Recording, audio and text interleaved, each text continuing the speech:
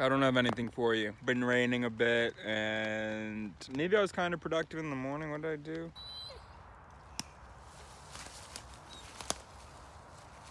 I don't remember. But last night I worked on videos. What happened this morning? No. Wait, come on. Neo, come here. Good boy. I don't know. I gotta get this spider. Alright, good night. Actually, I just had a thought, which is that, and I'm not gonna explain it very well because it might even just be words. It might not even be anything. Right now we see scientists as very noble because of the way that they search for truth. But what if we take a step back and use the future as context for what's happening right now? Imagine in the future that everybody is systematic, reasonable, empirical and so on in their search for truths. Whether it's politicians or judges, they use formulas and, well, more than just what they use now, certainly. So they use formulas and just other observations. Well, formulas, really. Well, scientists won't be so noble. In fact, everybody will kind of be a scientist in a sense. I guess there will be the researchers and then the appliers. But what if forget the researchers and appliers thing. So if it doesn't divide like that, if it's the people researching, that is most likely the way it would evolve. But maybe it would take time to get to that point. Before we become society of researchers and appliers, meaning I research the math, you build the engine, or the whatever. I research morality and you sentence the criminal. Or I research, psychology and you sentence the criminal, whatever. Before we get to that point... No. You want Neo, he works on baby, No. Neo, come here.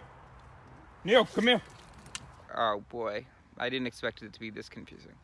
But what you have is scientists as we have them now, and then everybody else that doesn't really use the same systematic approach to things. Anybody seen Moneyball? This kind of relates to that, sort of.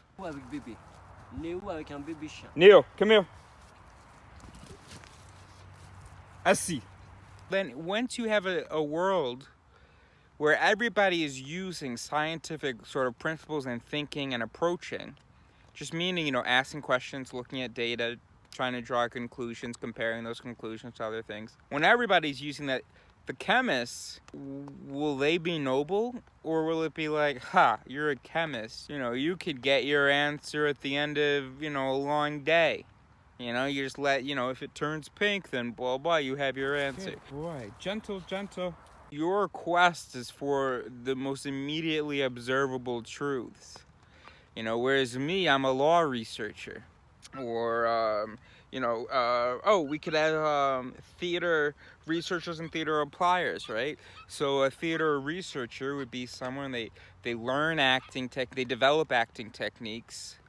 They learn, they observe what pleases the audience, what's the best way for an actor to get to a certain place, what's the best kind of means of cooperation between actors, sort of what's the best relationship between the camera and the subject, and then the viewer and the perspective. And so those questions aren't maybe as immediately observable or as definitively, but no, I guess I'm being silly because, it's not like chemistry is really just like that at all. No, I don't know, there's something there. And then also in the hard sciences, we are asking some pretty major questions, and in economics, of course.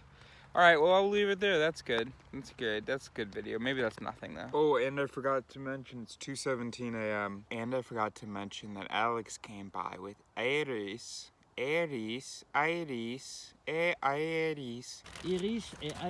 which is how they pronounce my name, the Pole, and him. And he thought it was spelled Yris. So he introduced me to his little puppy, and I introduced him to Neo to see whether Neo could listen to me and behave around the distraction. He did a pretty good job. Neo, look at me. Look at me. Look at me. Good boy. Good boy. Good boy. Look at me. Good boy. Okay.